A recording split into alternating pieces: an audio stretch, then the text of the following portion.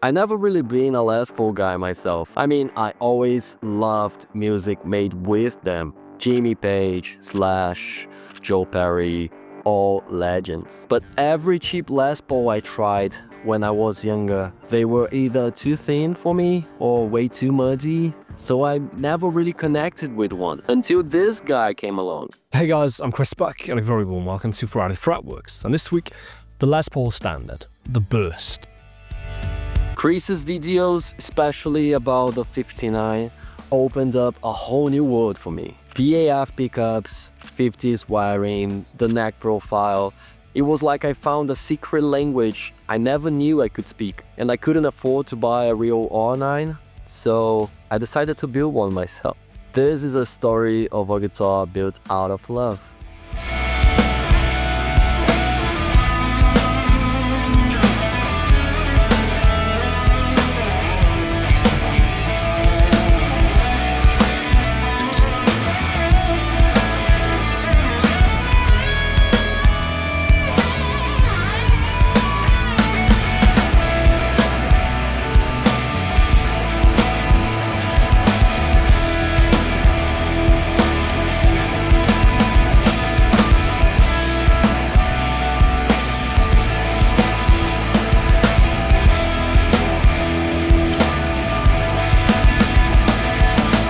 Even though I find myself pretty handy with woodwork, I live in a London flat, so I don't have the space to cut the woods or start from scratch. So that's the reason I started looking for kits. After a few months of digging, I found this builder called Pango.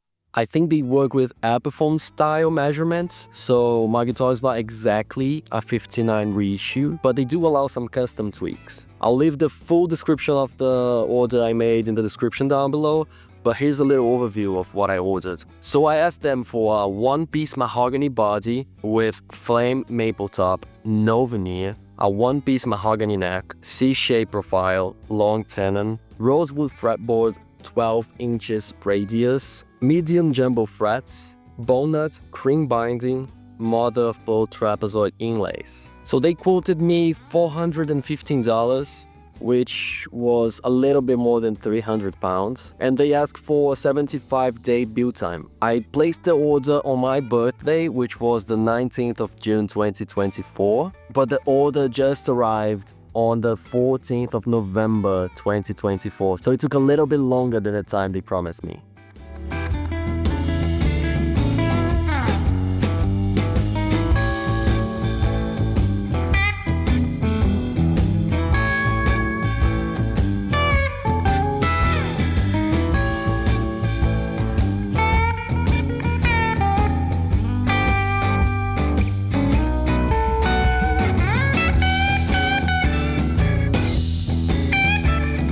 I officially began working on the kit on the 1st of February 2025 by gluing the neck. I used Titebond original wood glue, and it was honestly a pretty straightforward process. There's basically no room for choice here. You just have to put a light coat of glue on it. You put the neck into the neck pocket, you clamp it down, you clean the excess, and that's it.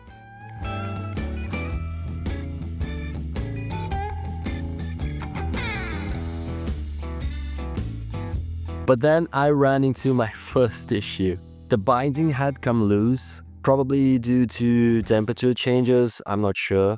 So I had to cut it down, remove a little bit of it, and glue it back in, tape it down, and wait. Next day things were looking good, so I moved on to the grain filler. I used Rustin's mahogany grain filler, and honestly it was pretty easy to work with. You just have to dilute it a little bit with mineral spirits, I think. Then you apply it all over the mahogany parts, you remove the excess, and then you wait for it to dry. Once it's dry, you just sand it with 320 grit sandpaper, and then you can move on to the staining. Before staining the top, I did do a few tests on some maple sheets I bought on Amazon until I found the dirty lemon look I was going for. I used Angelus leather dye, which was really easy to work with as well. I ended up just using the gold color all over the body, and then I sanded it back with 600 grit, especially in the center to make the gradient burst effect and light it up a little bit. For the headstock, I dyed it black using 3 or 4 coats of Angelus black dye. I know Gibson uses a veneer on the headstock, and I did buy one from AliExpress, but it didn't fit, as you can see on the video here. So I decided to just stain it, and that was it. Some dye leaked on the side, but I just had to sand it back a little bit, so it wasn't a problem. Then I moved on to the finish, and for the finish I used True Oil. True Oil has a warm amber tone, and it did make the top a little bit darker than I was expecting, but I ended up loving it anyway. I applied it using a cotton rag.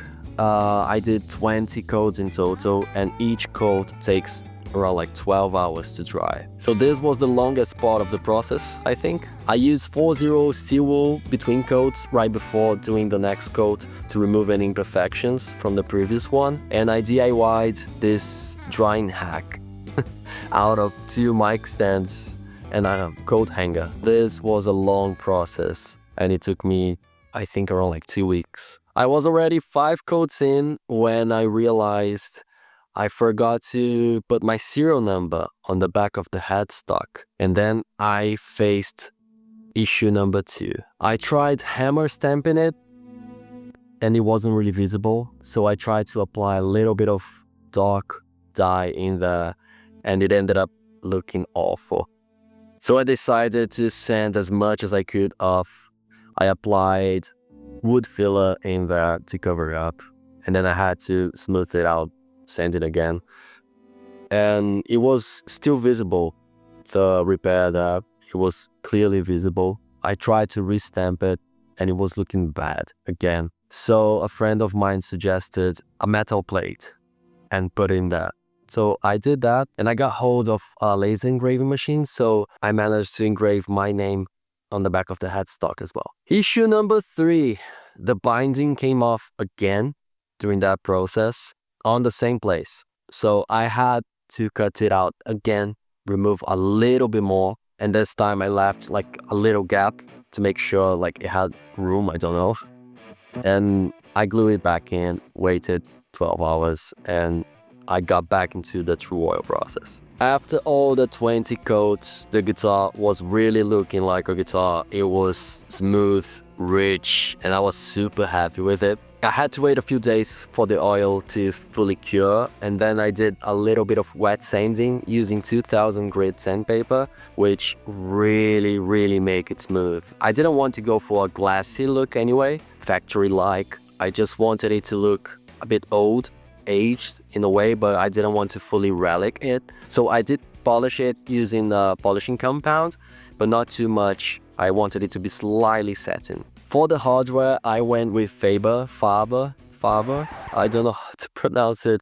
It's a German company, and they do amazing pieces of hardware. And this is not sponsored by any means, but I really loved the pieces I got from them. I got the stop tail, the ABR bridge, the adapters, because it's Epiphone measurements, as I said, so they had this adapter that I could use for the ABR bridge, which is brilliant, and the tuning machines, which are great as well. I got everything in aged nickel, so to match this aged look that I've got on the stop tail, the bridge, and etc., I fumed screws, washers, all the other metal hardware in vinegar, so I could rust it a little bit, not too much. And for the plastic parts, I used the 4-0 steel wool I had to dull it out a little bit. And then I came into issue number 4. For some reason, I don't know why, but this was a big quality control issue for me. The kit that I bought, the pickup cavity wasn't big enough for their own pickup. The pickup just didn't go in. So I had to sand it a little bit more. I did it using like 60 or 80 grit sandpaper. I had to sand quite a bit, and then I managed to put the pickups in. By the way, I didn't mention this, but the $415 I paid for the guitar, it does come with all the hardware you need if you wanted to go with it. But for me, it looks a little bit funny. It looks a little bit cheap. I ended up not using any of it. So I shielded the cavities with copper tape, and I used some 57 style PAF humbuckers I found on AliExpress. If I'm not wrong, The neck reads 8.1K and the bridge 8.6, and honestly, they sound amazing. Because of this quality control issue I had, I didn't really trust the fretwork. I thought this could be a game changer on the guitar, so I decided to just pull out all the frets they had in there and I refretted the whole guitar myself using medium jumbo nickel frets. I also got those on AliExpress and I was honestly surprised because they came pre-cut. It's so easy to put them in there. You can choose the exact measurements you want. So I got 2.4 millimeters and they were great. They were easy to work with. I totally recommend, and they were so cheap. So yeah, I did the full refret and I was really happy with it. And finally, on the 11th of March 2025, the guitar was complete.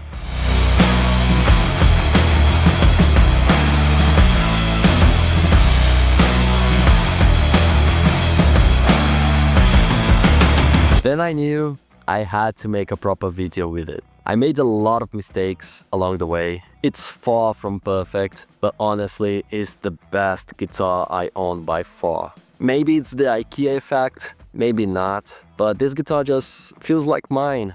It's super comfortable to play, I think it sounds great, and I love picking it up. In total, I think I spent around £1,200, 1,300 maybe. I'll leave the total exact price in the description down below anyway. And you might ask, was it worth it? For me, 1,000% yes. If you're chasing perfection though, this path might drive you mad. But if you love the process, if you don't mind tiny mistakes and you like building things with your own hands, I totally recommend it. This guitar became an extension of who I am. It's something likely to outlive me and pass on to somebody else one day. And maybe, just maybe, several years from now, when I'm far but gone, someone will pick it up, play it, and think of me. The guitar is not perfect, neither am I, but when I pick it up, just feels like home. If you made it this far, thank you so much. I love talking about this stuff. So please drop a question or comment down below. I read every single one of them. And if you want to hear the guitar in action, here's the track I wrote for it. This is 59 bucks for change. Take care, I'll see you next time, and keep going.